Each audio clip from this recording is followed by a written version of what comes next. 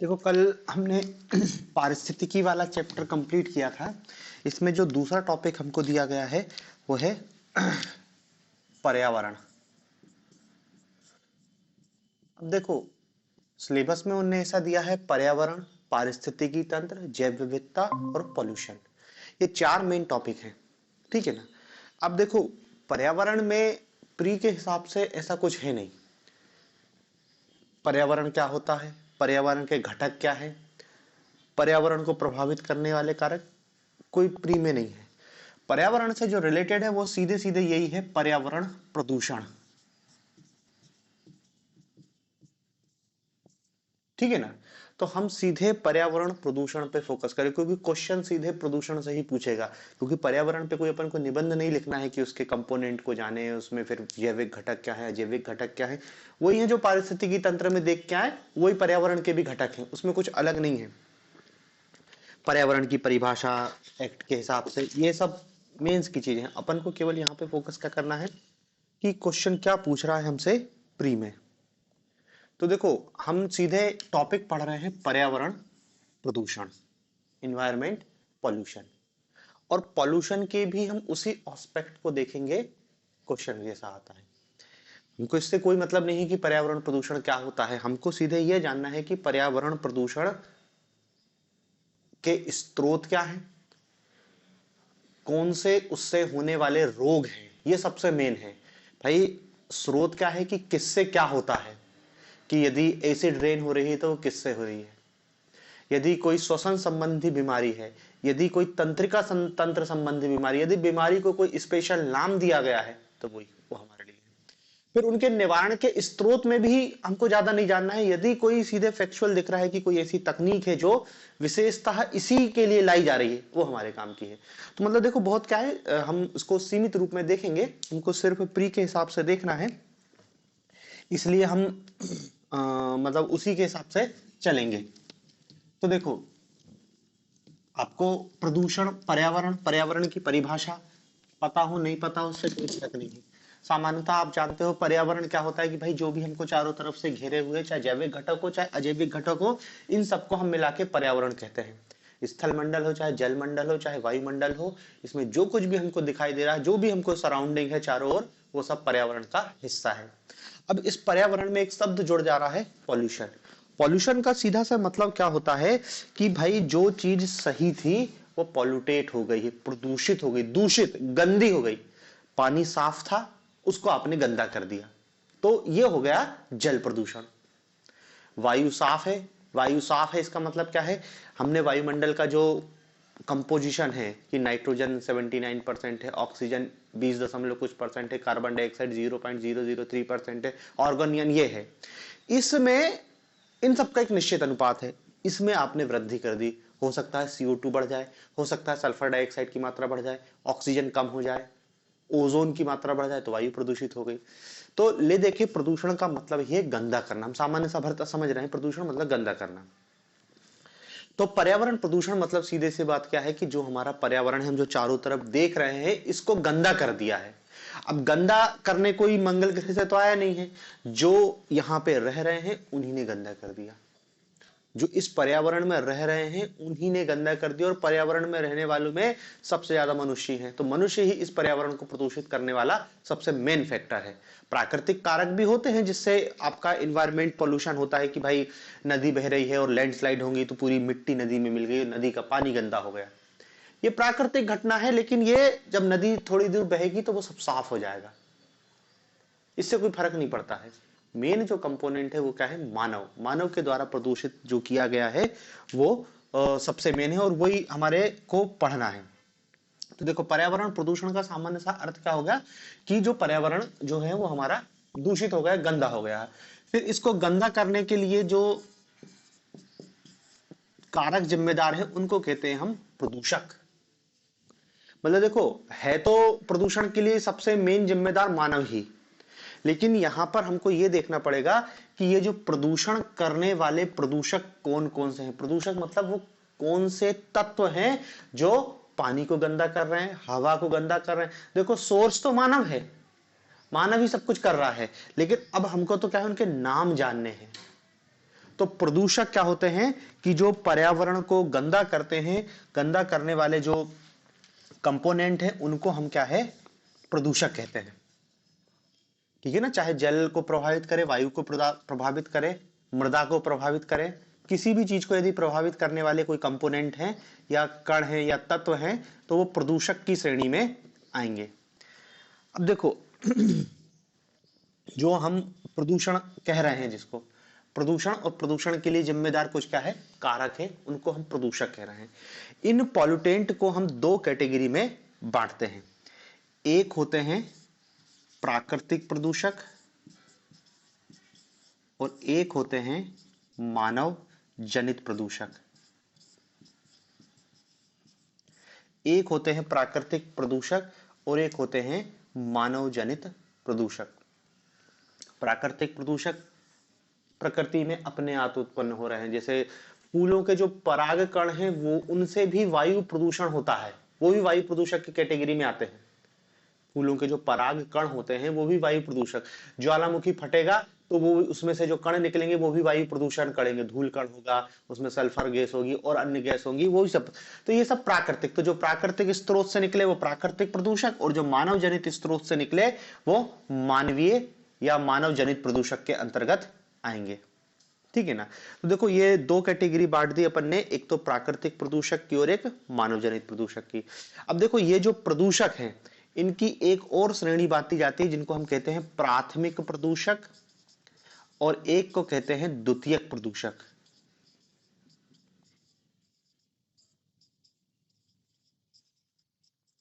प्राथमिक प्रदूषक और द्वितीयक प्रदूषक।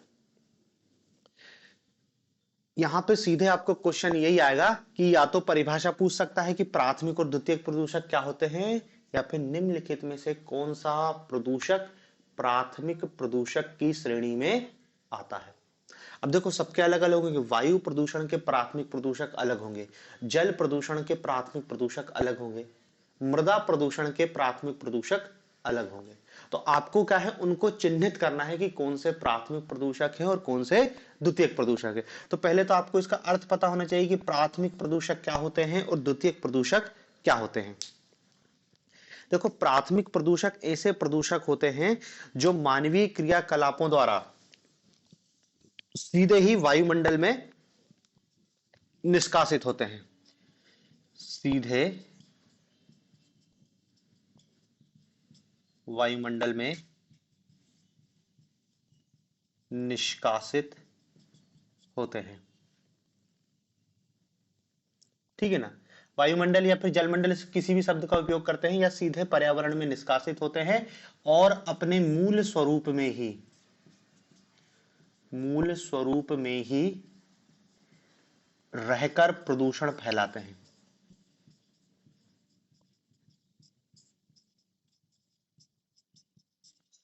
ठीक है ना, ऐसे प्रदूषक जो सीधे पर्यावरण, या इसको लिखना प्रकृति में, सीधे प्रकृति में निष्कासित होते हैं और अपने मूल स्वरूप में ही रहकर पर्यावरण को प्रदूषित करते हैं। जैसे आपकी कार्बन डाइऑक्साइड, कार्बन मोनोऑक्साइड, ये गैस है, ये सीधे रिलीज होती हैं, आप वाहन चला रहे हो उससे कार्बन मोनोऑक्साइड रिलीज हो रही है, वायुमंडल में पहुंच रही है और सीधे प्रदूषण फैला रही है, वो अपने आप में ही प्रदूषक हो जाती है।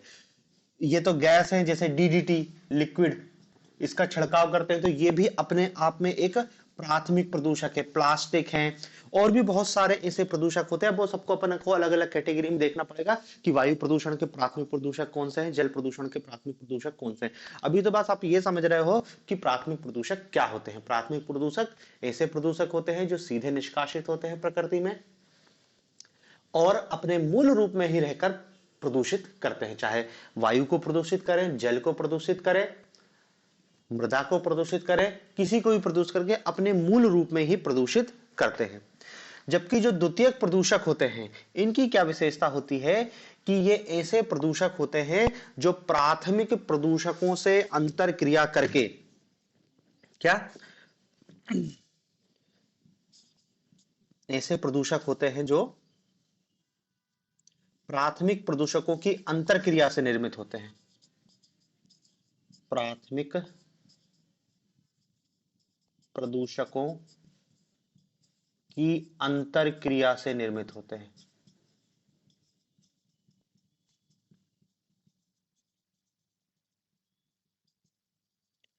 प्राथमिक प्रदूषकों की अंतर क्रिया से निर्मित होते हैं। देखो,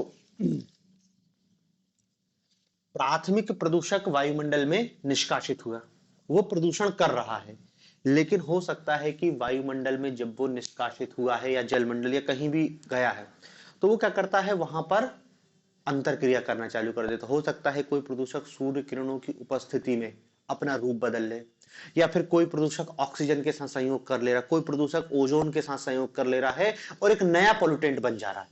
वैसे प्रदूषक कहलाते हैं द्वितीयक प्रदूषक। जैसे इसके हम उदाहरण से देखें कि एक प्राथमिक प्रदूषक होता है सल्फर डाइऑक्साइड। ये प्राइमरी पॉल्यूटेंट है, ये वायुमंडल या जलमंडल में निष्कासित होता है और सीधे उसको प्रदूषित करता है। लेकिन सल्फर डाइऑक्साइड एक प्राथमिक प्रदूषक है और ये वायुमंडल की ऑक्सीजन को जुड़ जाता है, वायुमंडल की ऑक्सीजन के साथ अभिक्रिया करके एक द्वितीयक प्रदूषक सल्फर ट्राइऑक्साइड का निर्माण करता है। समझ रहे ना? सल्फर डाइऑक्साइड SO2 एक प्राथमिक प्रदूषक है जो वायुमंडल की ऑक्सीजन से अभिक्रिया करता है, और एक द्वितीयक प्रदूषक सल्फर ट्राइऑक्साइड। तो सल्फर ट्राइऑक्साइड क्या है? एक द्वितीयक प्रदूषक है। फिर देखो, ये सल्फर ऑक्साइड भी जब क्या करती है, जो सल्फर ट्राइऑक्साइड है, ये सल्फर ट्राइऑक्साइड भी जल वाष्प के साथ मिल जाती है। ये भी क्या करती है? जल वाष्प के साथ मिलकर एक और द्वितीयक प्रदूषक H2SO4 सल्फ्यूरिक अम्ल का निर्माण करती है, और सल्फ्यूरिक अम्ल का निर्माण होते ही उसे हम एक नाम दे देते हैं एसिड रेन। तो एसिड रेन भी एक द्वितीयक प्रदूषण का ही उदाहरण है, या द्वितीयक प्रदूषकों के कारण ही उत्पन्न हो रही है।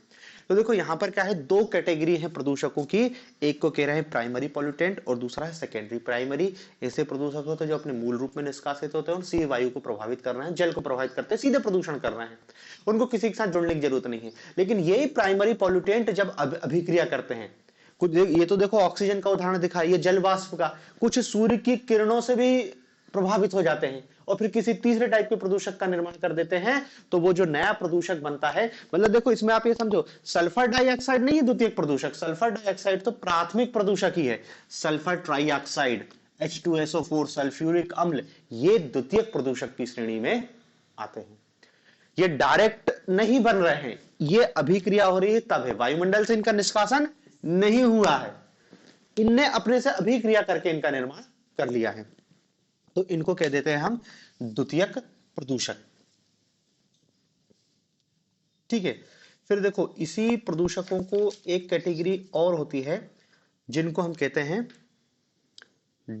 बायोडिग्रेडेबल या नॉन डिग्रेडेबल। एक प्रदूषक को कहते हैं अनिम्नीकरण,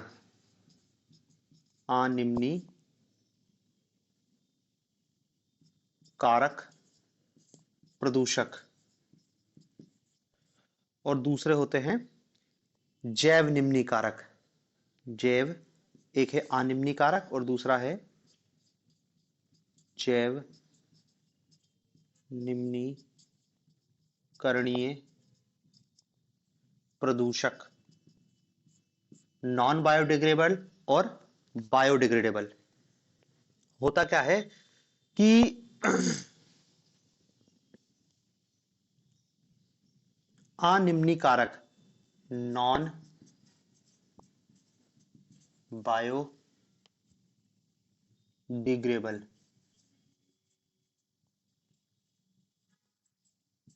और ये क्या है, बायोडिग्रेडेबल।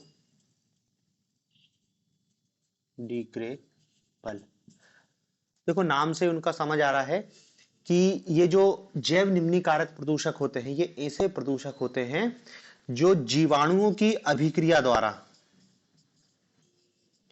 जीवाणुओं की अभिक्रिया द्वारा, जीवाणुओं की अभिक्रिया द्वारा सरलतर उत्पादों में बदल जाते हैं। या परिवर्तित हो जाते हैं, सरलतर उत्पादों में बदल जाते हैं या रूपांतरित हो जाते हैं, उनको हम बोलते हैं जैव निम्नीकरणीय या बायोडिग्रेडेबल प्रदूषक। कि समय के साथ उनका क्या है, अपघटन हो जाता है। जैसे सामान्यतः घरेलू कचरा है, जैसे आपने कागज कागज लिख के फेंका और कचरे में फेंक दिया, तो है तो वो कचरा, वो प्रदूषण फैला रहा है, पानी में फेंक दिया, जल स्रोत में फेंक दिया, लेकिन समय के साथ क्या है, उसका अपघटन हो जाएगा। आपने जलीय क्षेत्र में कुछ, जैसे नदी बह रही है और नदी में आपने फूल डाल दिए, तो फूल भी बायोडिग्रेडेबल है, समय के साथ क्या है, वो जीवाणु उसका अपघटन कर देंगे। तो ये जो जैव निम्नीकारक प्रदूषक है वो उतने हानिकारक नहीं होते हैं। क्यों? क्योंकि इनको सरलता में तोड़ दिया जाता है, अपघटन हो जाते हैं और धीरे धीरे अपने आप खत्म हो जाते हैं। समस्या मेन क्या है, अनिम्नीकारक प्रदूषक। अनिम्नीकारक प्रदूषक होते हैं जो लंबे समय तक पर्यावरण में मौजूद रहते हैं, जिनका अपघटन नहीं होता और जो समय के साथ खाद्य श्रृंखला में शामिल हो जाते हैं और खाद्य श्रृंखला में शामिल होकर फिर अपने आप का सांद्रण बढ़ाते हैं। वही हमने देखा, बायो मैग्निफिकेशन कर लेते हैं, बायो एक्युमुलेशन कर लेते हैं और फिर ये नुकसान पहुंचाते हैं। जैसे प्लास्टिक, प्लास्टिक हजारों सालों तक, सैकड़ों सालों तक पड़ा रहेगा, उसका डिग्रेडेशन ही नहीं होगा, वो फिर वो धीरे धीरे क्या है, हमारी फूड चेन में आ गया, आई गया है आज हमारे फूड चेन में। मतलब प्रत्येक मनुष्य के अंदर कुछ बारीक अंश में प्लास्टिक समा गया है, क्योंकि हम प्लास्टिक का इतने व्यापक पैमाने पर उपयोग कर रहे हैं और उसका अपघटन होता नहीं है, तो धीरे धीरे करके क्या है, फूड चेन में आ गया और फूड चेन में फिर हमारे शरीर में आ गया है। तो ऐसे प्रदूषकों को क्या है, हम अनिम्नीकारक प्रदूषक कहते हैं। ठीक है ना। तो देखो, ये हमको शब्द पता होने चाहिए कि प्राथमिक प्रदूषक क्या होते हैं, द्वितीयक प्रदूषण क्या होते हैं, अनिम्नीकारक प्रदूषक क्या होते हैं, निम्नीकारक प्रदूषक क्या होते हैं। ठीक है ना। अब हम इसमें देखते हैं प्रदूषण के अलग अलग प्रकार देखने हैं हमको, कि वायु प्रदूषण किन कारणों से होता है, उससे वायु प्रदूषण से होता क्या है, जल प्रदूषण किन कारणों से होता है और जल प्रदूषण से होने वाले कौन कौन से कारक हैं। ठीक है ना।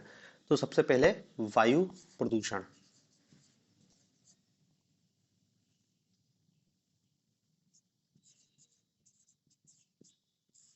वायु प्रदूषण, अब देखो, वायु प्रदूषण मतलब सीधी सी बात है कि वायुमंडल की जो संरचना है, वायुमंडल की संरचना क्या है कि जैसे नाइट्रोजन है 78.09%, ये क्या है, आपकी नाइट्रोजन है। फिर ऑक्सीजन है 20.95% ऑक्सीजन है। फिर इसके बाद ऑर्गन है 0.91 ऑर्गन का परसेंट है।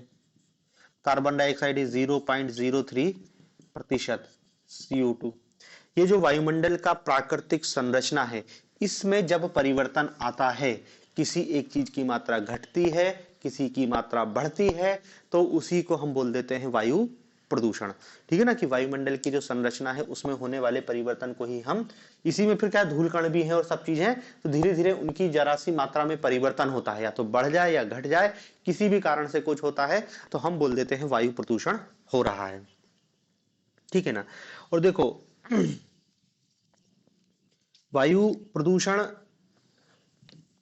में हम देखें कि यदि कौन से कारक हैं जो वायु प्रदूषण करते हैं, या वायु प्रदूषण कितने प्रकार का होता है, या वायु प्रदूषण को करने वाले कौन कौन से कारक होते हैं। तो देखो, जो वायु प्रदूषण है इसमें होगा क्या ज्यादा से ज्यादा, एक तो क्या है, वायुमंडल के संगठन में परिवर्तन हो रहा है, संरचना बदल रही है, किसी गैस की मात्रा बढ़ रही है, घट रही है, ऐसे ही कुछ हो रहा है। कार्बन डाइऑक्साइड 0.03% है, उसकी थोड़ी सी मात्रा बढ़ जाएगी, तो बोल देंगे वायु प्रदूषण हो जाएगा। तो एक तो क्या है, जो वायु प्रदूषण, इसमें क्या है, गैस, गैसी संगठन में परिवर्तन होता है। और दूसरा क्या है, कण, ठोस कण, इतने बारीक कण वायुमंडल में तैरने लगते हैं जो प्रदूषण का काम करते हैं। तो एक तो गैसी वायु प्रदूषण है और दूसरा क्या है, कणीय वायु प्रदूषण होता है। हमको तो देखो केवल क्या जानना है कि कौन से प्रमुख वायु प्रदूषक हैं जो अलग अलग ढंग से प्रदूषण करते हैं। ठीक है ना। अब इसमें हम सबसे पहले देखते हैं कुछ वायु प्रदूषक, कण वाले अलग देख लेंगे, वायु वाले अलग देख लेंगे, कौन सी गैसें हैं जो वायु प्रदूषण के लिए जिम्मेदार हैं और उनसे होने वाले कौन कौन से रोग हैं और वो किस रूप में हमको प्रभावित करते हैं। ठीक है ना। इसमें सबसे पहली एक गैस है carbon monoxide, carbon monoxide, carbon monoxide, ठीक है ना। तो देखो इसमें हमको एक तो क्या जानना है कि कार्बन मोनोऑक्साइड आती कहां से है और ये किस रूप में वायुमंडल को प्रभावित करती है। कार्बन मोनोऑक्साइड आती कहां से है और ये किस रूप में वायुमंडल को प्रभावित करती है। देखो पहली बात तो ये जान लो कि कार्बन मोनोऑक्साइड एक रंगहीन और गंधहीन गैस है। ना तो इसका कोई रंग है और ना ही इसमें कोई गंध होती है और ये मुख्य रूप से जीवाश्म ईंधनों के अपूर्ण दहन से उत्पन्न होती है। जीवाश्म ईंधनों के अपूर्ण दहन, या फिर उसको ये कह सकते हैं कि इसका जो निर्माण कैसे होता है, जीवाश्म ईंधनों के अपूर्ण दहन से, ये इसका मुख्य स्रोत है। जीवाश्म ईंधनों के अपूर्ण दहन से इसका निर्माण होता है। और जो कार्बन मोनोऑक्साइड है इसका सबसे मेन स्रोत है हमारा ट्रांसपोर्टेशन, मोटरयान। जो भी हम ऑटोमोबाइल इंडस्ट्रीज है, इसको ऐसा लिख सकते हैं ऑटोमोबाइल, ये सबसे मेन स्रोत है कार्बन मोनोऑक्साइड के रिलीज होने का वायुमंडल में। मतलब टोटल जो कार्बन मोनोऑक्साइड उसका 75% तो ऑटोमोबाइल यातायात की देन है। तो इसमें जो हमारे जीवाश्म का अपूर्ण दहन हो रहा, और भी सोर्स हैं जहां जहां देखो आग लगने, धुआं जैसी घटनाएं हो रही हैं, कम या ज्यादा मात्रा में कार्बन मोनोऑक्साइड का उत्पादन हो रहा है। आप सिगरेट का धुआं हो उसमें भी क्या है, कार्बन मोनोऑक्साइड उत्पन्न होगा। औद्योगिक प्रतिष्ठान है वो भी कुछ मात्रा में कार्बन मोनोऑक्साइड की उत्पत्ति के लिए जिम्मेदार हैं, ठीक है ना। तो ये कार्बन मोनोऑक्साइड इन स्रोतों से उत्पन्न होता है। तो देखो कार्बन मोनोऑक्साइड इसकी उत्पत्ति का स्रोत। अब सवाल यह है कि किस रूप में मानव स्वास्थ्य को प्रभावित करती है। मानव स्वास्थ्य को प्रभावित करने में इसकी सबसे बड़ी भूमिका है क्या है, ये हमारे शरीर का जो हीमोग्लोबिन है, हीमोग्लोबिन, इसके साथ ये क्या है, हीमोग्लोबिन के प्रति, ऐसा लिखना, हीमोग्लोबिन के प्रति पर्याप्त आकर्षण रखती है, पर्याप्त आकर्षण होता है। देखो जो हीमोग्लोबिन क्या है, ये ऑक्सीजन के साथ जुड़ता है और शरीर में फिर ऑक्सीजन का परिवहन होता है ब्लड के साथ। ये क्या करता है, कार्बन मोनोऑक्साइड जब आ जाता है तो ये हीमोग्लोबिन ऑक्सीजन के साथ ना जुड़कर इस कार्बन मोनोऑक्साइड के साथ जुड़ जाता है और ये कार्बन मोनोऑक्साइड के साथ जुड़कर कार्बोक्सी हीमोग्लोबिन का निर्माण करता है और जिससे शरीर में ब्लड सर्कुलेशन प्रभावित होता है, ऑक्सीजन का परिवहन प्रभावित होता है और मनुष्य की मृत्यु हो जाती है। इसलिए इसको याद रखना, इसको दम घोंटू गैस भी कहते हैं, दम घोंटू गैस, दम घोंटू गैस के नाम से भी ये जानी जाती है, ठीक है ना। तो ये कार्बन मोनोऑक्साइड क्या है, हमारे शरीर में ऑक्सीजन की परिवहन क्षमता को कम कर देती है। और परिवहन क्षमता को क्यों कम कर देती है, क्योंकि हीमोग्लोबिन के साथ जुड़ जाती है और ऑक्सीजन का परिवहन नहीं हो पाता तो शरीर में ऑक्सीजन की कमी होती है और व्यक्ति का दम घुट के मृत्यु हो जाती है। तो ये कार्बन मोनोऑक्साइड है जो सबसे मुख्य पॉल्यूटेंट है। फिर इस कार्बन मोनोऑक्साइड के बाद कार्बन का ही दूसरा अवयव है जो कार्बन डाइऑक्साइड के नाम से जाना जाता है। यह भी मुख्य वायु प्रदूषक है, कार्बन डाइऑक्साइड,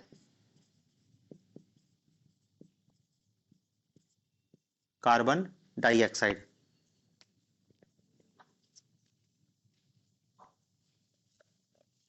ठीक है, देखो ये कार्बन डाइऑक्साइड है, ये भी मुख्य रूप से जीवाश्म ईंधनों के दहन से उत्पन्न होती है, जीवाश्म ईंधनों के दहन से, ठीक है ना।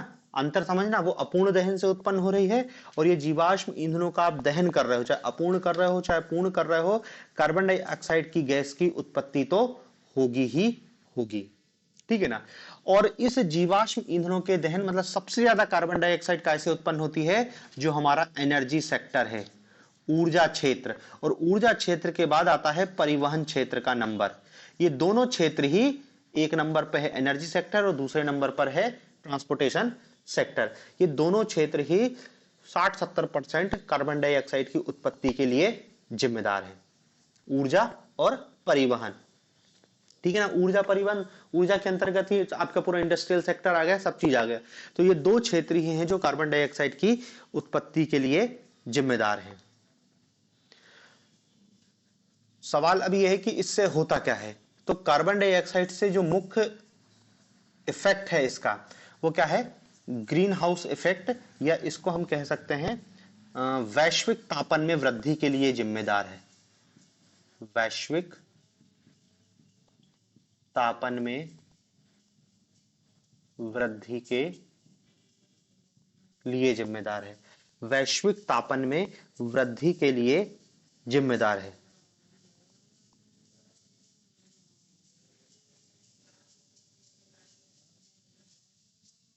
ठीक है ना।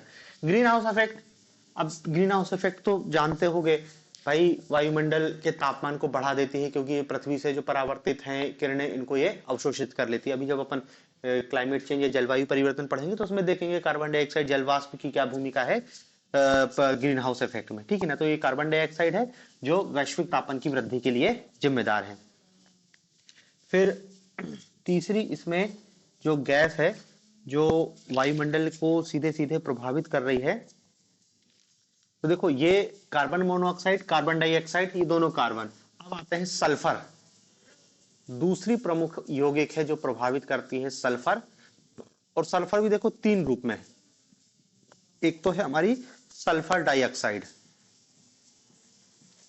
Sulphur dioxide SO2। दूसरी है sulphur trioxide, sulphur trioxide, sulphur trioxide, sulphur dioxide, sulphur trioxide. और तीसरा सल्फेट भी होता है, sulphate SO4, sulphate SO3, sulphur dioxide, sulphur trioxide. ये दोनों ही, ये तीनों ही क्या है, वायुमंडल वायु प्रदूषण के लिए जिम्मेदार है, सल्फर डाइऑक्साइड, ट्राइऑक्साइड और सल्फेट। अब देखो तीनों के स्रोत बहुत मिलते जुलते हैं। यदि हम सल्फर डाइऑक्साइड की बात करें तो ये मुख्य रूप से सल्फर युक्त ईंधन,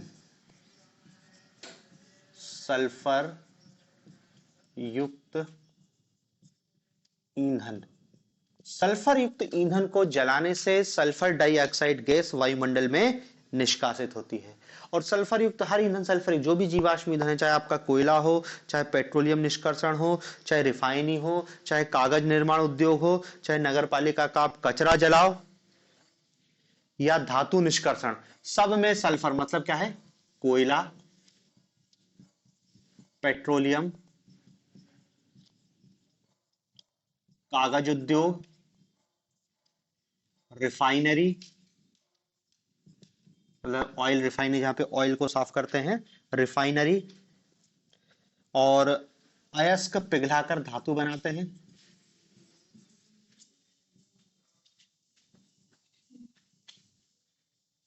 अयस्क पिघलाकर धातु बनाते हैं, या फिर नगर पालिका का जो कचरा जला रहे हो, सब में सल्फर डाइऑक्साइड गैस निष्कासित होती है।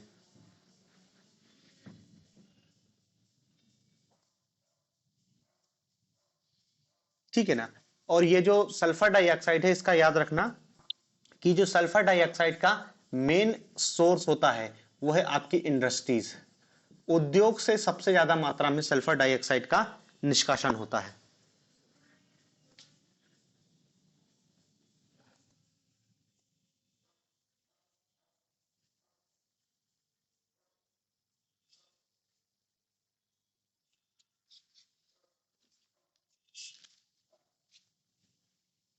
इसलिए देखो आजकल पेट्रोल भी मिलने लगा है कि सल्फर रहित पेट्रोल, कि ऐसा पेट्रोलियम का निष्कर्ष कर जिसमें से सल्फर को हटा दिया जाए ताकि वायुमंडल में सल्फर डाइऑक्साइड और सल्फर ट्राइऑक्साइड की उत्पत्ति ही ना हो।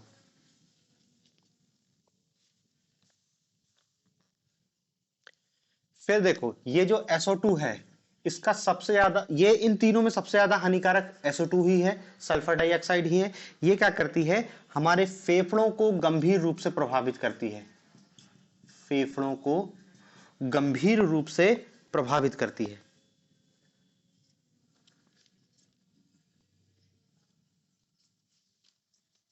ठीक है ना। और SO3 को तो आप जानते ही हो कि ये जो सल्फर ट्राइऑक्साइड है, ये सल्फर ट्राइऑक्साइड क्या कर रही है कि वायुमंडल की ऑक्सीजन से SO2 जुड़ रही है और SO3 का निर्माण कर रही है, और SO3 फिर जल वाष्प के साथ जुड़कर क्या है, H2SO4 का निर्माण, सल्फ्यूरिक अम्ल का निर्माण कर रही है। और ये सल्फ्यूरिक अम्ल क्या होता है, ये सल्फ्यूरिक अम्ल अम्ल वर्षा, इसी को कहते हैं हम एसिड रेन, एसिड रेन। तो SO3 का के लिए जिम्मेदार है, SO3 एसिड रेन के लिए जिम्मेदार है। SO3 एक द्वितीयक प्रदूषक है जो H2SO4 का निर्माण करती है और जिससे आपका एसिड रेन की उत्पत्ति होती है। बाकी ये जो SO4 सल्फेट है, ये भी इसी का भी यही प्रभाव है, फेफड़ों को प्रभावित करती है और वायुमंडल को प्रदूषित करती है।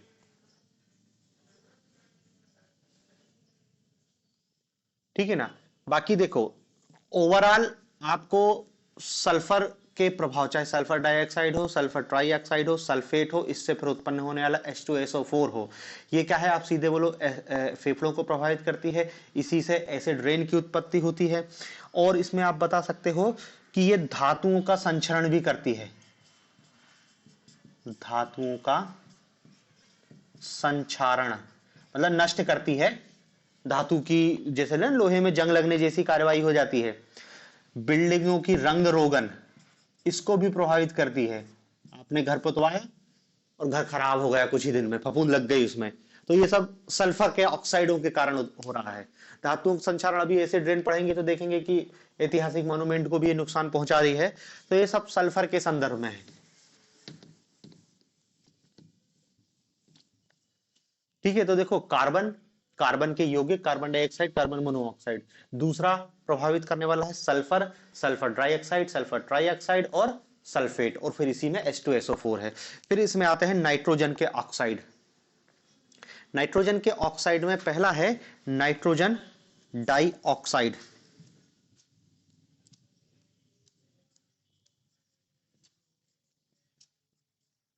नाइट्रोजन डाइऑक्साइड,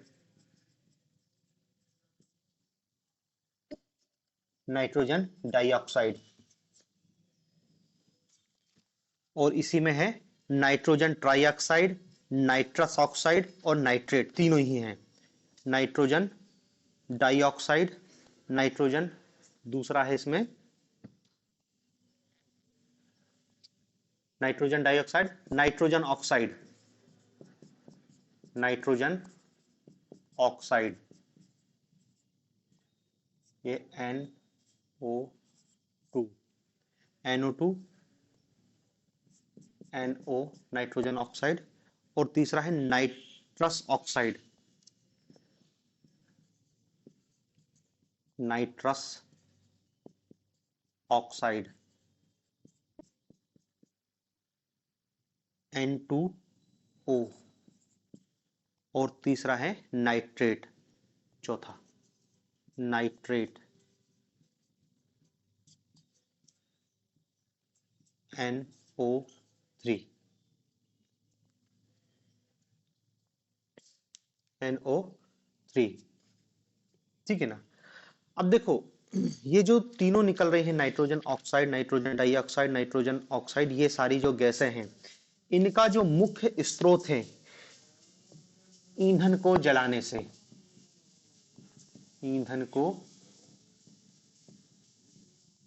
जलाने से। अब ईंधन में सब आ गया आपका, पेट्रोलियम, कोयला, लकड़ी, कंडा, जो भी आप जला रहे हो, सबसे क्या है, नाइट्रोजन के यौगिकों का निष्कर्षण हो रहा है।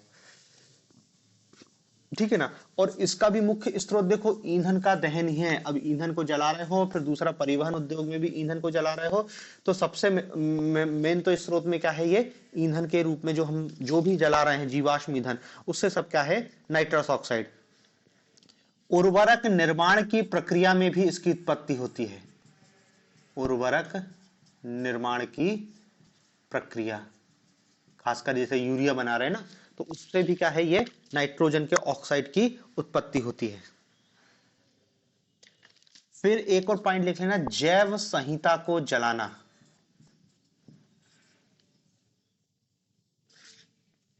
जैव संहति को जलाना, ठीक है ना, वही मतलब जीवाश्म ईंधन से संबंधित है। तो ये तीन मेन स्रोत हैं इन नाइट्रोजन के ऑक्साइड की उत्पत्ति के लिए। अब देखो इसके प्रभाव, तो देखो एक तो साधारण प्रभाव यह होता है कि इसके अति सांद्रण से क्या होता है, मसूड़ों में सूजन,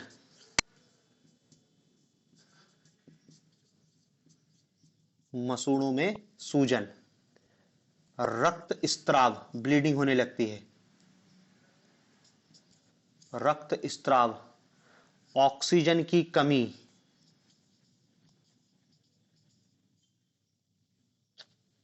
ऑक्सीजन की कमी,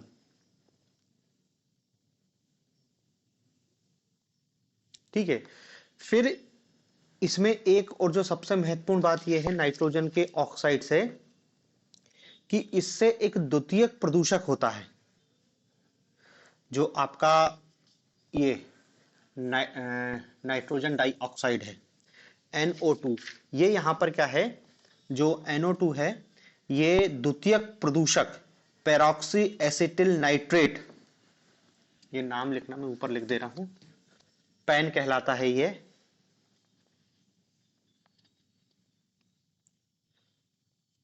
peroxy acetyl nitrate, peroxy acetyl nitrate, PAN, peroxy acetyl nitrate.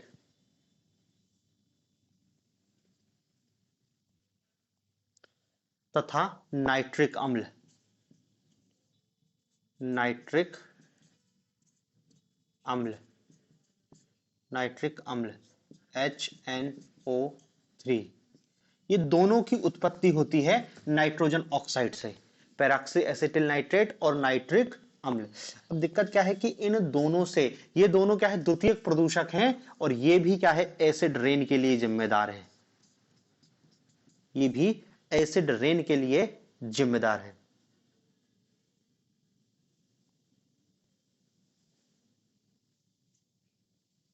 ठीक है ना। तो देखो एसिड रेन में आपको दोनों सल्फर की भी भूमिका है और नाइट्रोजन के ऑक्साइड की भी भूमिका है।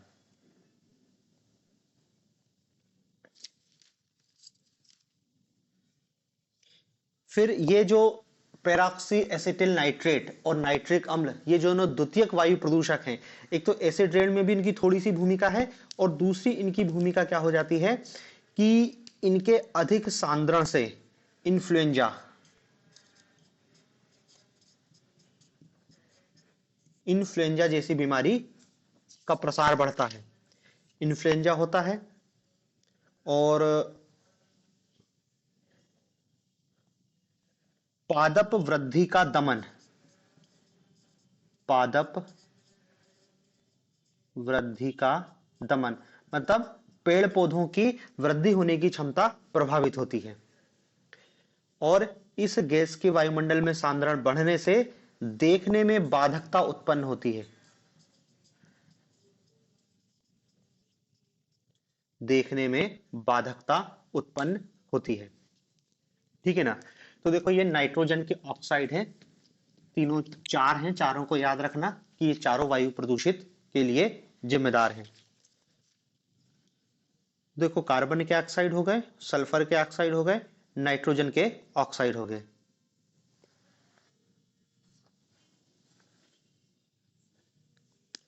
फिर एक और गैस है hydrogen sulphide. Hydrogen sulphide H2S, hydrogen sulphide. ये इसकी उत्पत्ति क्या होती है? कार्बनिक पदार्थों के अवायवीय विघटन से उत्पत्ति। कार्बनिक पदार्थों के अवायवीय विघटन से, एनाएरोबिक डिकम्पोजिशन होता है कार्बनिक पदार्थों का, तभी इसकी उत्पत्ति होती है। और ये हाइड्रोजन सल्फाइड भी श्वास रोधी गैस है। श्वास रोधी गैस मतलब वही, जैसे कार्बन मोनोऑक्साइड में दम घुटता है ना, इसमें भी दम घुटता है, लेकिन ये थोड़ा सा अंतर होता है कि वो ये जो हीमोग्लोबिन से कोई अभिक्रिया नहीं करती। ये क्या करती है? देखो, वो भी कार्बन मोनोऑक्साइड से भी दम घुट रहा है, इससे भी दम घुट रहा है। कार्बन मोनोऑक्साइड दम कैसे घुट रही? हीमोग्लोबिन प्रभावित हो जा रहा है तो शरीर में ऑक्सीजन पहुंच ही नहीं पा रही, परिवहन क्षमता खत्म हो जाती है, शरीर जो ब्लड सर्कुलेट हो रहा है उसमें ऑक्सीजन की कमी हो जाती है, तो कार्बन मोनोऑक्साइड ऑक्सीजन की कमी करती है, तो दम घुट जाता है व्यक्ति का। ये हाइड्रोजन सल्फाइड भी वैसे ही करती है, लेकिन इसमें अंतर क्या है? ये क्या प्रभावित करती है? हमारा जो मस्तिष्क है, मस्तिष्क में जो फेफड़ों की, मस्तिष्क के केंद्र को प्रभावित करती है।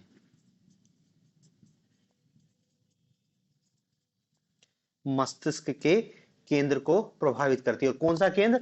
वो केंद्र जो फेफड़ों की गति को प्रभावित नियंत्रित करता है।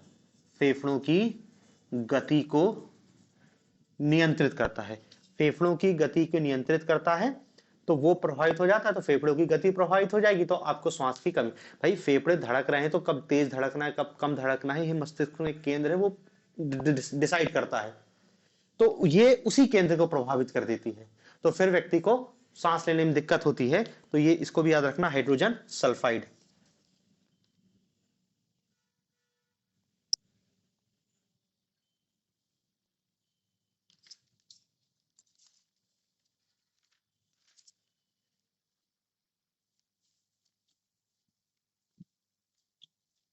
फिर देखो, एक एक दो दो गैस और हैं जिनको आपका नाम याद रखना है। इनको सामूहिक रूप से बोलते हैं गैसीय हाइड्रोकार्बन।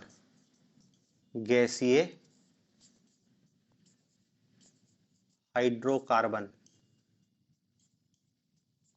गैसीय हाइड्रोकार्बन। देखो, अब गैसीय हाइड्रोकार्बन में कौन कौन आते हैं? पहला आता है मीथेन, CH4, मीथेन। दूसरा आता है ब्यूटेन, C4H10।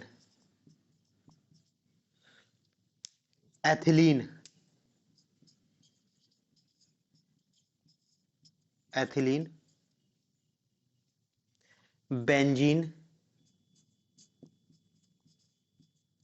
प्रोपेन।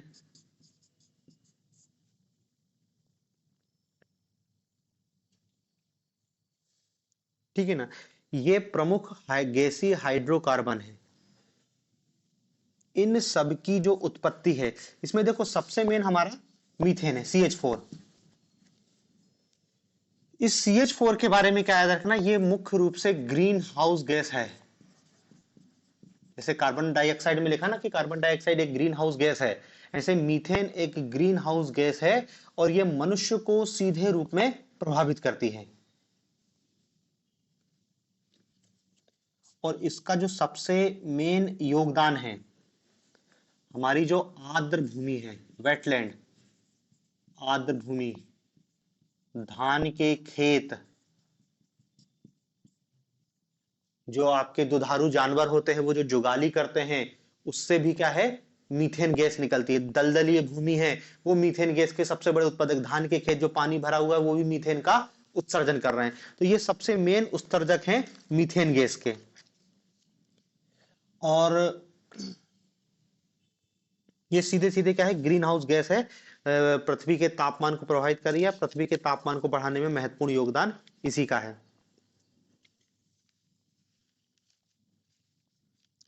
बाकी इनके संदर्भ में हम कॉमन रूप से क्या कह सकते हैं कि ये इन सब की जो उत्पत्ति है, मतलब जो मीथेन के अतिरिक्त है ब्यूटेन प्रोपेन है, इन सब की जो उत्पत्ति है इसमें क्या होता है, जितनी भी औद्योगिक प्रक्रियाएं हैं,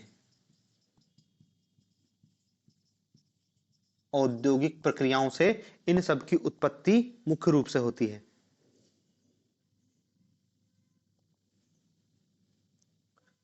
इन सब का प्रभाव ये मुख्य रूप से क्या है, मनुष्यों में कैंसर के लिए जिम्मेदार है। कार्सिनोजेनिक गैसेस हैं ये सब।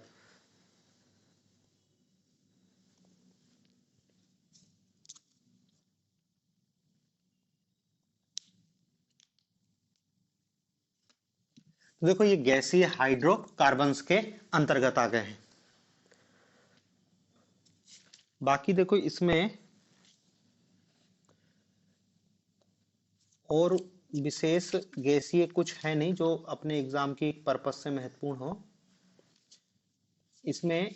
अब देखो ये तो प्रमुख गैस है, इसके अतिरिक्त क्या है, कुछ धातुएं और अकार्बनिक यौगिक हैं। धातुएं एवं अकार्बनिक यौगिक,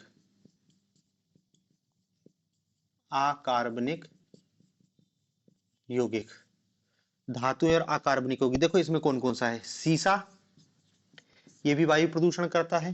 पारा, हाइड्रोजन सल्फाइड, अब भी देखा H2S, हाइड्रोजन सल्फाइड, और hydrogen fluoride HF, hydrogen fluoride. ये सब क्या है, धातुएं और कुछ अकार्बनिक यौगिक हैं जो वायु प्रदूषण का काम करते हैं। और इनके उत्सर्जन मुख्य रूप से क्या है, तेल के कुएं, ऑयल रिफाइनरी,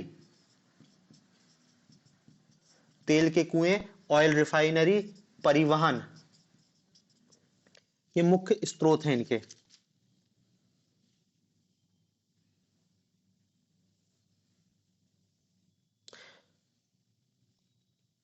इनका जो प्रभाव है ये श्वसन संबंधी रोगों को उत्पन्न करती हैं, ये भी कैंसर के लिए जिम्मेदार है।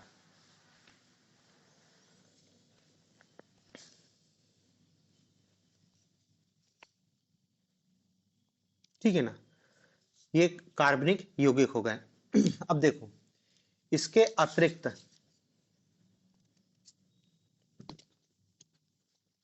कुछ कणीय वायु प्रदूषक होते हैं। कणीय मतलब बारीक कण होते हैं, या ठोस वायु प्रदूषक भी आप इसको कह सकते हैं। इसमें देखो कौन कौन से हैं, उनको हमको केवल नाम से याद रखना है और उनकी कुछ परिभाषाएं याद रखनी है। जैसे इसमें एक होता है एरोसॉल, एरोसॉल, एक है fly ash, aerosol, fly ash, और एक है प्रकाश रासायनिक धूम, फोटोकेमिकल स्मॉग, प्रकाश रासायनिक धूम, फोटोकेमिकल स्मॉग। ये तीनों द्वितीयक वायु प्रदूषक हैं। तीनों ही की तीनों कैसे हैं, द्वितीयक वायु प्रदूषक के अंतर्गत आते हैं। अब देखो तीनों ही द्वितीयक वायु प्रदूषक हैं। जो प्रकाश रासायनिक धूम है, ये दरअसल क्या है, इसमें आपको क्या याद रखना कि जो फोटोकेमिकल स्मॉग है ये मुख्य रूप से पैन, जो अभी अपन ने देखा था ना, PAN, पेरोक्सी एसिटाइल नाइट्रेट, और ओजोन, ये दो मिल जाते हैं तब फोटोकेमिकल स्मॉग का निर्माण होता है। ये दो, और फिर इसमें एक और चीज जोड़ना, सनलाइट, सूर्य प्रकाश। ये तीनों का जहां पे मिलन होता है वहां पर फोटोकेमिकल स्मॉग का निर्माण होता है। यदि सूर्य प्रकाश नहीं है वहां पर तो ये भारी धुआं बनाएंगे, भारी धुआं, भारी धुएं का निर्माण करेंगे।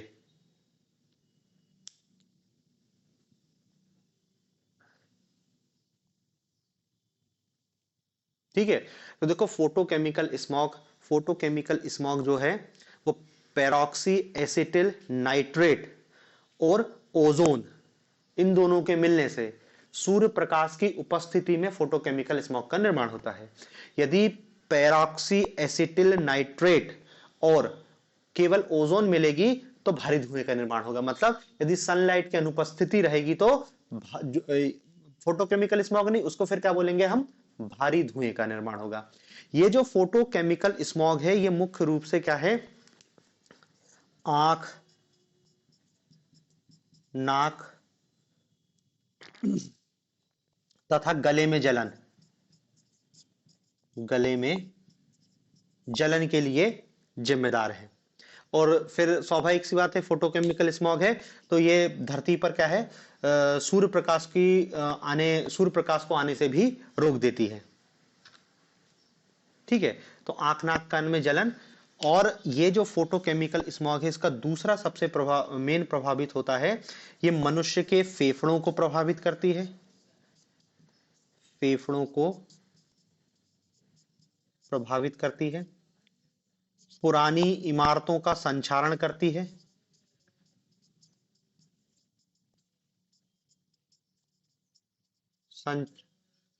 पुरानी इमारतों का संक्षारण करती है। और इस फोटोकेमिकल स्मॉग से सबसे मेन प्रभाव होता है कि जो पौधों में प्रकाश संश्लेषण की प्रक्रिया रुक जाती है और पौधों का विकास रुक जाता है, पौधों का विकास रुक जाता है। ठीक है ना, प्रकाश संश्लेषण की क्रिया और पौधों के विकास को प्रभावित करती है।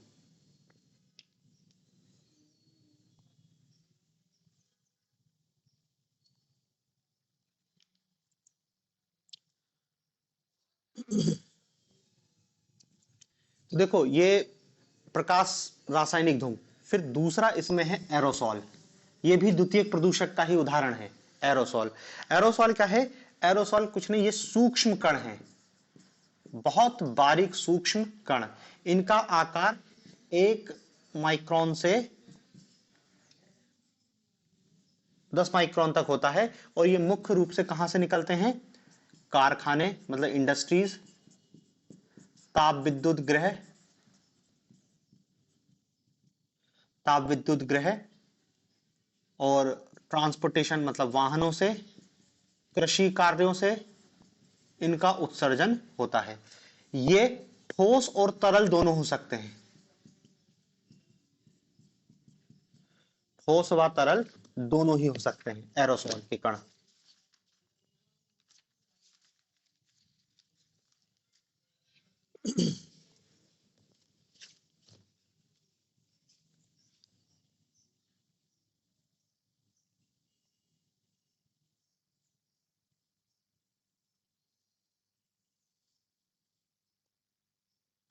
अब देखो ये जो प्रभावित करते हैं, किस चीज को प्रभावित करते हैं, पहली बात तो क्या है, ये बादलों के जीवन चक्र को प्रभावित करते हैं, बादलों के जीवन चक्र को प्रभावित करते हैं। फिर एल्बिडो में वृद्धि करते हैं, एल्बिडो में वृद्धि करते हैं। फिर ये ग्लोबल कूलिंग को बढ़ाते हैं, ग्लोबल कूलिंग। देखो ये बहुत महत्वपूर्ण लाइन है, हम हमेशा देखेंगे कि जो भी प्रदूषक हैं वो ग्लोबल वार्मिंग को बढ़ाते हैं, लेकिन एरोसॉल एकमात्र दिखाई दे रहा है जो ग्लोबल कूलिंग, क्यों, एल्बिडो को बढ़ा रहा है। भाई बादलों के जीवन चक्र को प्रभावित कर रहा है और एल्बिडो मतलब सनलाइट इससे टकरा रहा है, पृथ्वी तक आने से पहले इसको परावर्तित कर दे रहा है, तो पृथ्वी के टेम्परेचर में ये कमी लाता है aerosol.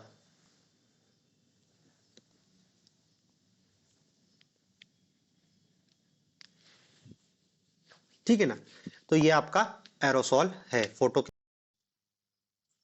Photochemical smog, aerosol.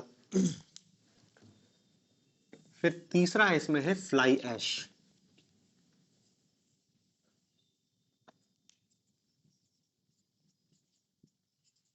Fly ash, fly ash. ये भी क्या है, ये भी एक टाइप का, इसको कह सकते हैं बिल्कुल सूक्ष्म पाउडर।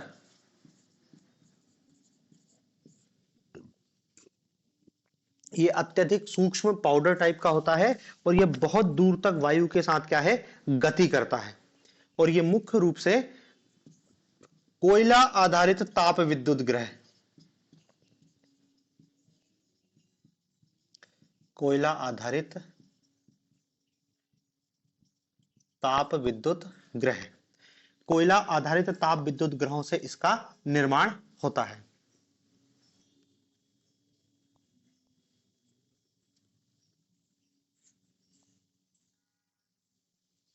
और इसमें देखो सीसा, आर्सेनिक, कोबाल्ट और कॉपर, ये जहरीली और भारी धातुएं हैं। इन धातु के कण भी ये फ्लाई ऐश में मौजूद होते हैं।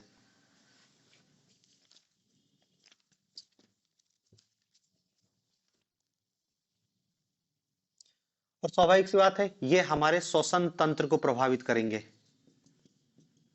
श्वसन तंत्र को प्रभावित करेंगे। फिर ये पौधों की पत्तियों पर जमा हो जाते हैं, तो पौधों की पत्तियां प्रकाश संश्लेषण नहीं कर पाएंगी, तो पौधों की वृद्धि रुक जाएगी। तो ये भी फोटोकेमिकल स्मॉग की तरह क्या है, पौधों की वृद्धि को रोक देती है। ठीक है, श्वसन तंत्र, पौधों की पत्तियों, ये इसका प्रभाव है। और फिर आप जानते हो कि इसके लिए वर्तमान में क्या है, फ्लाई ऐश की समाप्ति के लिए सरकार ने क्या किया है, फ्लाई ऐश की ईंटों का निर्माण करना चालू किया है। कंपलसरी कर दिया गया है कि जो ईंट बनेंगी उसमें फ्लाई ऐश का उपयोग किया जाएगा। ठीक है, तो ये आपके वायु प्रदूषक हैं, द्वितीयक वायु प्रदूषक हैं। अब देखो इन्हीं, ये तीन देख रहे हैं ना, फोटोकेमिकल स्मॉग, फ्लाई ऐश, ये जब थोड़े से बड़े आकार के हो जाते हैं तो वही कहलाते हैं धूल कण, सूक्ष्म कण, काला कार्बन, ये सब इन्हीं का बड़ा आकार है। भाई धूल कणों को तो क्या है, हमारी जो नाक में जो बाल है, उनका जो रोए हैं, वो उसको रोक लेते हैं और फेफड़ों तक जाने से हम बच जाते हैं। मुंह पे आप कपड़ा बांध लो तो कपड़ा भी, बारीक कपड़ा भी आपको धूल से बचा लेगा। लेकिन ये इतने बारीक कण होते हैं कि ना तो आपका फिल्टर और ना ही नाक के जो प्राकृतिक फिल्टर है वो उसको रोक पाता है, सीधे आपके फेफड़ों तक पहुंच जाते हैं। अब देखो इसी में एक दो आप नाम और सुनते हैं, उनको और देख लेते हैं। जैसे एक होता है तरल बिंदुगाएं, लिक्विड पर्टिकुलर मैटर, हिंदी में कहते हैं उसको तरल बूंदिकाएं, अंग्रेजी याद रखना इसका, liquid particular particulate matter, liquid particulate matter, liquid particulate matter.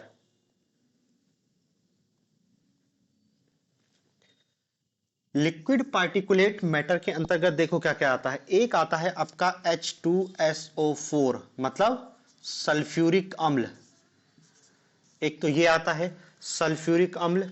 दूसरा आता है नाइट्रिक अम्ल, नाइट्रिक अम्ल। और तीसरा आता है DDT।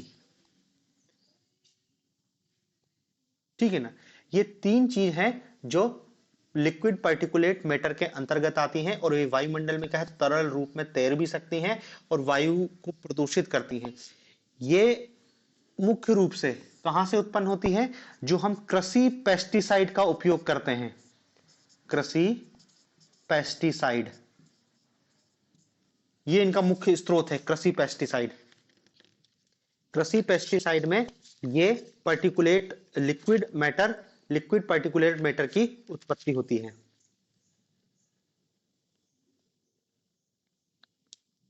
ठीक है ना, और ये भी हमारे पूरे श्वसन तंत्र को प्रभावित करती हैं। तो आपको बस ये याद रखना है कि लिक्विड पार्टिकुलेट मैटर के अंतर्गत क्या आता है। फिर इसके बाद एक और कण है जिसको हम कहते हैं suspended particular matter, SPM, suspended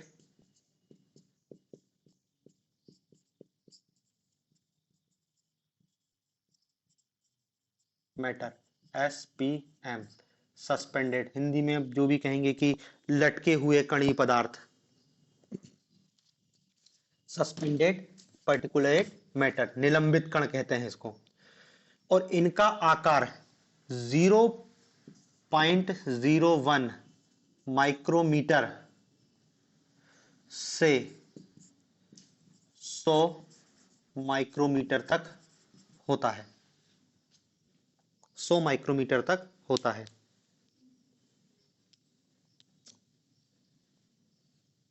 ठीक है ना। ये क्या होते हैं, ये छोटे छोटे, बहुत छोटे छोटे पदार्थ के कण, छोटे छोटे पदार्थ के कण अथवा द्रवों के छोटे छोटे, अथवा अथवा द्रवों के छोटे छोटे कण, अथवा द्रवों के छोटे छोटे कण होते, वाष्प कण होते हैं जो वायुमंडल में तैरते हैं या लटके रहते हैं, इसलिए इनको निलंबित पर्टिकुलेट मैटर कहा जाता है या लटकते हुए कणीय पदार्थ कहा जाता है।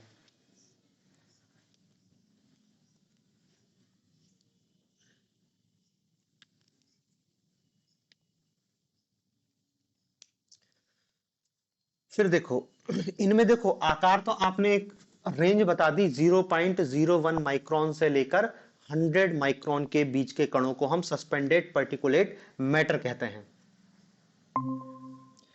इन्हीं कणों में से जिन कणों का आकार 10 माइक्रोमीटर से कम होता है, 10 माइक्रोमीटर से कम आकार वाले कणों को क्या नाम देते हैं, इनको हम कहते हैं PM10, पर्टिकुलेट मैटर 10, PM10।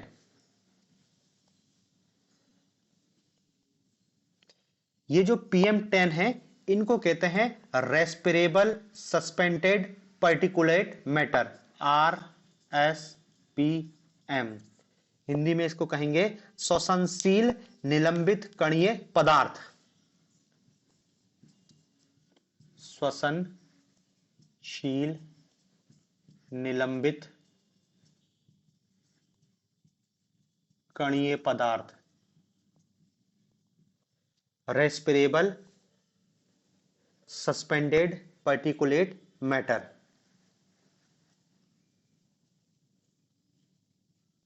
ठीक है। फिर इसमें एक इससे भी सबसे छोटा जो कण होता है इसको कहते हैं PM2.5, क्या कहते हैं, पर्टिकुलेट मैटर 2.5। पर्टिकुलेट मैटर मतलब वही, उनका आकार 2.5 माइक्रोमीटर से भी कम होता है तो PM2.5 कहलाते हैं। ये PM2.5 सबसे ज्यादा है क्योंकि ये सीधे फेफड़ों तक पहुंचते हैं और फेफड़ों में जाकर जम जाते हैं। PM2.5 मैटर, पर्टिकुलेट मैटर है, वो सीधे फेफड़ों में पहुंचते हैं और फेफड़ों में जाकर जम जाते हैं।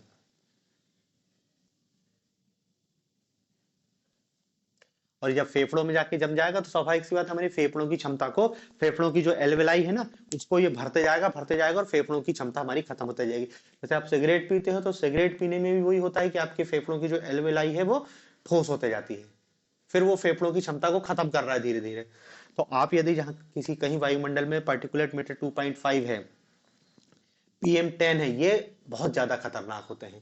देखो बड़े आकार के कण होता क्या है, बड़े आकार के कण आपके नाक रोक लेती है, आपके पास मशीन है उससे रोक सकते हो, या फिर ये हो सकता है कि वो आपके फेफड़ों तक पूरी तरीके से ना पहुंचे, ये फेफड़ों के अंदर जाके जम जाएगा और आपके फेफड़ों की क्षमता को प्रभावित करेगा। ठीक है ना। तो ये फोटो सस्पेंडेड पर्टिकुलेट मैटर हो गया।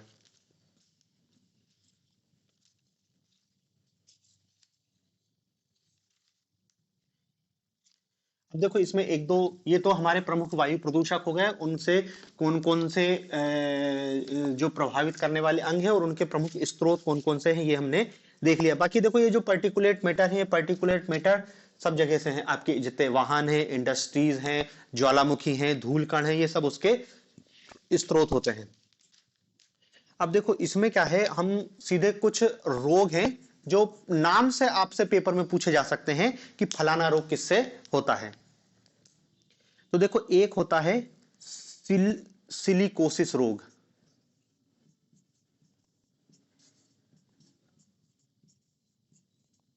सिलिकोसिस रोग, यह रोग क्या करता है, सांस के साथ सिलिकॉन ऑक्साइड के साथ चले जाने के कारण होता है।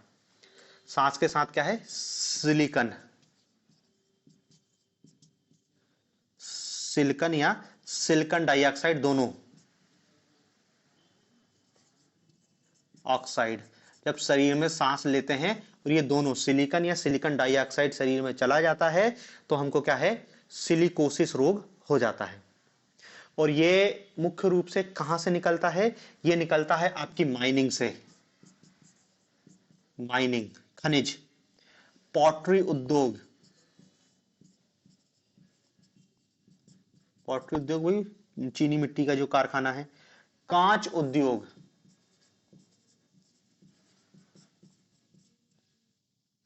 भवन निर्माण, भवन निर्माण, पत्थर तोड़ने वाले उद्योग है जहां पे पत्थरों को तोड़ा जा रहा है तो जो धूल कण, बारीक बारीक जो कण उड़ने जैसे हैं वो सब आपके जम जा रहे हैं अंदर जाके, तो उसी को कहते हैं सिलिकोसिस रोग।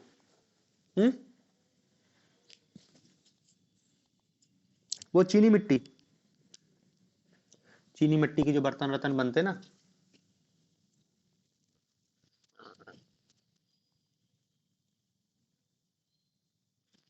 ठीक है ना। फिर देखो एक रोग होता है प्लम्बिज्म,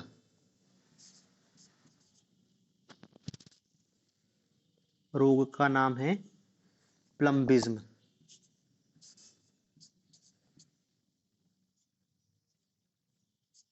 वायु प्रदूषण से होने वाले रोग हैं, सिर्फ प्रदूषण नहीं, वायु प्रदूषण से होने वाले लोग। और ये देखो ये सीधे नाम से आएगा कि सिलिकोसिस रोग, उद्योग कौन से, क्या हो रहा है सिलिकोसिस से, और प्रभावित क्या हो रहा है, आपका श्वसन तंत्र प्रभावित हो रहा है। फिर है प्लम्बिज्म रोग। प्लम्बिज्म रोग क्या होता है, सीसा की विषाक्तता से, जो भारू धातु है ना शीशा, सीसा की विषाक्तता से यदि सीसा चला जाए तो प्लम्बिज्म रोग होता है। और इस देखो प्लम्बिज्म को, प्लम्बिज सीसा की विषाक्तता के लिए प्लम्बिज शब्द यूज किया जाता है, प्लम्बिज, सीसा की विषाक्तता के लिए शब्द यूज किया जा रहा है उसको क्या कह रहे हैं, प्लम्बिज।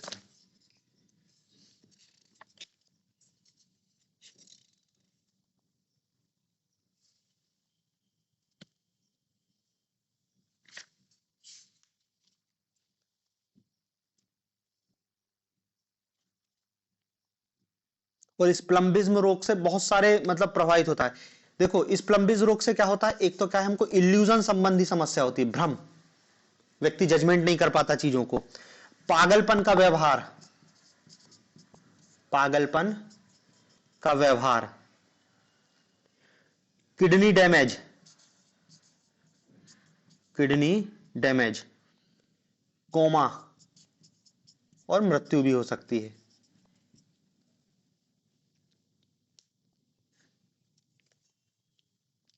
ठीक है, तो देखो सिलिकोसिस और प्लम्बिज। फिर हाँ, जो सिंदूर आता था या कुमकुम, सिंदूर और कुमकुम, तो देखो जो सिंदूर है, सिंदूर में शीशे का ऑक्साइड मिलाया जाता था, शीशे का ऑक्साइड। और जो कुमकुम है उसमें पारे का सल्फाइड मिलाया जाता था, पारे का सल्फाइड, शीशे का ऑक्साइड और पाले का सल्फाइड। ठीक है ना। और देखो यदि शीशे के ऑक्साइड या पारे के सल्फाइड युक्त धूल कण आपके नाक या त्वचा के संपर्क में आ रहे हैं, खासकर आपके नाक या मुंह के माध्यम से, ये दोनों के धूल कण नाक या मुंह के माध्यम से शरीर में पहुंचते हैं, तो ये बहुत विषाक्तकारी जहरीले हैं, ये सीधे जहर टाइप का उत्पन्न करते हैं। इससे क्या होता है, देखो जो पारा है, ये पारे से क्या होता है, अंगों की शून्यता, अंगों की शून्यता, दृष्टि का धुंधलापन,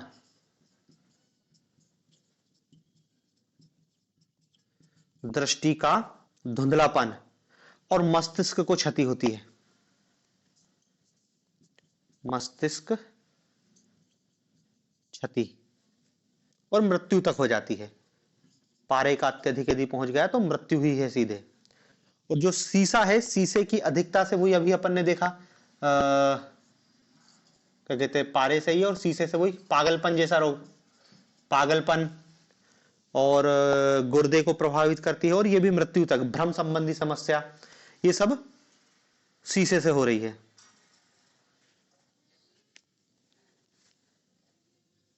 ठीक है। फिर देखो ये जो पारे की विषाक्तता है, इसको अभी अपन जल प्रदूषण में भी पढ़ेंगे। पारे की विषाक्तता से मिनी माटा रोग होता है। ये जल प्रदूषण से होता है मेन रूप से, लेकिन जल में भी क्या है, पारा जब मिल जाता है तो मिनीमाटा रोग होता है और मिनीमाटा से मृत्यु होती है। वो जापान के तट पे पाया गया था तो उसी के नाम से इसको पहचाना जाने लगा। ठीक है ना। तो मिनीमाटा भी याद रखना है, आगे पढ़ेंगे अभी। तो देखो ये क्वेश्चन पूछा गया है पहले भी सिंदूर और कुमकुम में। सिंदूर में शीशे का ऑक्साइड मिलता है और पारे में जो कुमकुम है उसमें पारे का सल्फाइड मिलता है। अब क्या है ना कि फिर धीरे धीरे जब पता चला तो फिर उन्होंने कहा कि शीशा रहित सिंदूर मार्केट में बिकता है अब लेकिन क्या बिकता है वो तो वही जाने। फिर एक और रोग होता है एस्बेस्टोसिस।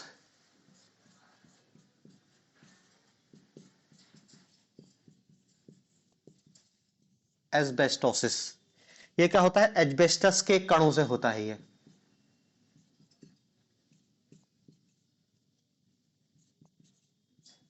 एस्बेस्टस के कणों से, ये भी खनिज है जो इसका खनन होता है। फिर एक और रोग होता है बिसिनोसिस। बिसिनोसिस रोग, बिसिनोसिस रोग क्या होता है, रुई के रेशे जब सांस के माध्यम से अंदर चले जाते हैं, रुई के रेशे, रुई के रेशे समझ रहे हैं ना, मतलब जब कपास को धुनते हैं तो रुई बारीक बारीक अलग अलग होती है, तो जो रुई के बारीक कण हैं, जो बारीक है वो चले जाते हैं। धागा फैक्ट्री में जो काम कर रहे हैं वो भी यही काम कर रहे हैं कि कपास से ही तो बना रहे हैं सब कुछ, तो वही है, उसी से जो रोग होता है उसी को क्या कह रहे हैं, बिसिनोसिस रोग। और एक होता है न्यूमोकोनियोसिस रोग, न्यूमोकोनियोसिस,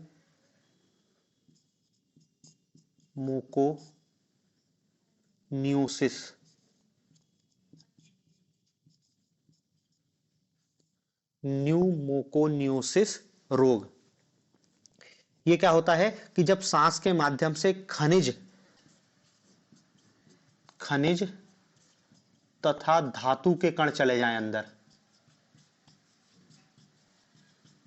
खनिज और धातु के कण चले जाते हैं तो ये न्यूमोकोनियोसिस रोग हो जाता है। एक होता है ब्लैक लंग्स रोग, ब्लैक लंग्स रोग। ये क्या होता है कि जब सतत रूप से कोयले के कण लगातार, जो कोयला कोल माइनिंग में काम कर रहे हैं, सतत रूप से कोयले के कण जब शरीर के अंदर जाते हैं तो ये रोग उत्पन्न करते हैं।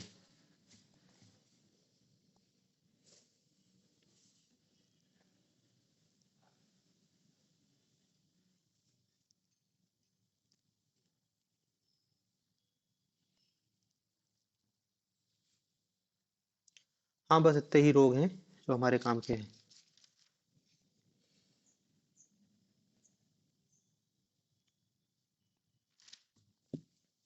फिर देखो, अभी हमने एक शब्द पढ़ा था एसिड रेन, एसिड रेन, अम्लीय वर्षा। अम्लीय वर्षा की कहानी क्या पढ़ी थी कि जो इंडस्ट्रीज हैं, जो वाहन सेक्टर है, उनसे जो निकलने वाले हैं क्या है, सल्फर और नाइट्रोजन के ऑक्साइड, सल्फर और नाइट्रोजन के ऑक्साइड, सल्फर और नाइट्रोजन के जो ऑक्साइड होते हैं, ये अम्लीय वर्षा के लिए जिम्मेदार हैं।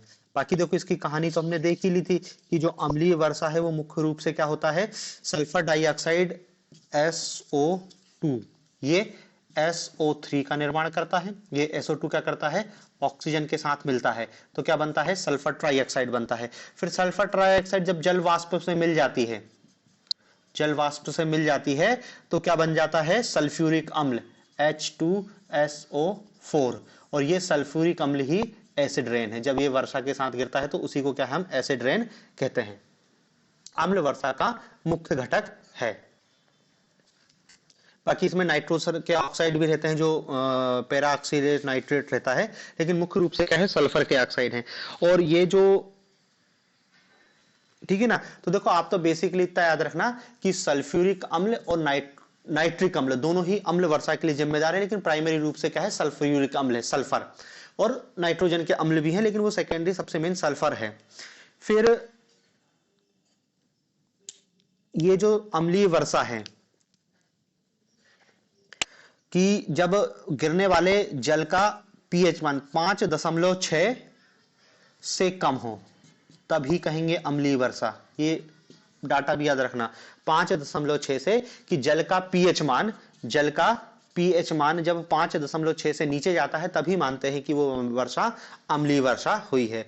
और यह अम्लीय वर्षा का मुख्य प्रभाव क्या होता है, प्राकृतिक इमारतों का संक्षारण होता है, खासकर ताजमहल का जो मार्बल है वो जो पीला पड़ता है, मार्बल पर जरा सा भी एसिड गिरता है मार्बल नष्ट हो जाता है। तो प्राकृतिक इमारतों के लिए सबसे ज्यादा नुकसानदेह है, ठीक है ना। बाकी ये अम्लीय वर्षा भाई पेड़ों को भी नेगेटिव रूप से प्रभावित करेगा। अम्लीय वर्षा, अम्लीय वर्षा से क्या होता है, जो भारी धातु है, भारी धातु, ये क्या होती है, जल में घुल जाती है।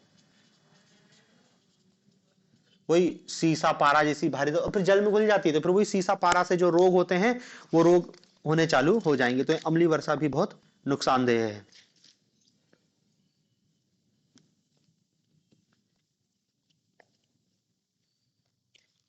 ठीक है। देखो इतनी बात है आपके वायु प्रदूषण के संदर्भ में।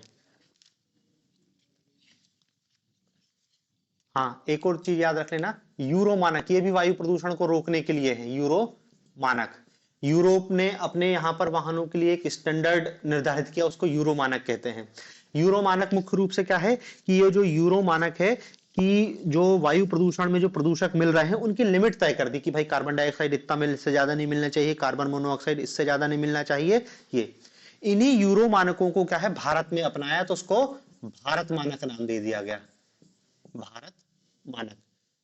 इसको हम कहते हैं Bharat standard first, second, third, 4, 5, और अभी चल रहा है BS6। वाहनों के लिए एक स्टैंडर्ड मानक तय कर दिया है कि BS6, प्रतिबंध लगा देती है कि सरकार की BS4 वाहन अब भारत में नहीं बिकेंगे। तो जो नया वाहन आ रहा है वो BS6 ही, और BS6 नया वाहन आ रहा है, इसका मतलब स्वाभाविक सी बात क्या है कि उसमें एक अनुपात को लगातार कम कर दिया जा रहा है कि इसमें मोनोऑक्साइड इतना से ज्यादा नहीं निकलना चाहिए, कार्बन डाइऑक्साइड इतने से ज्यादा नहीं निकलना चाहिए, और जो भी प्रदूषक है वो एक लिमिट सीमा से ज्यादा नहीं निकलना चाहिए। तो वही कहलाता है यूरो मानक, और वही कह रहा है भारत में भारत मानक, ठीक है। तो देखो ये वायु प्रदूषण के संदर्भ में इतना है। बाकी अन्य प्रदूषण को अपन कल खत्म करने की कोशिश करेंगे, बाकी अब कल देखेंगे।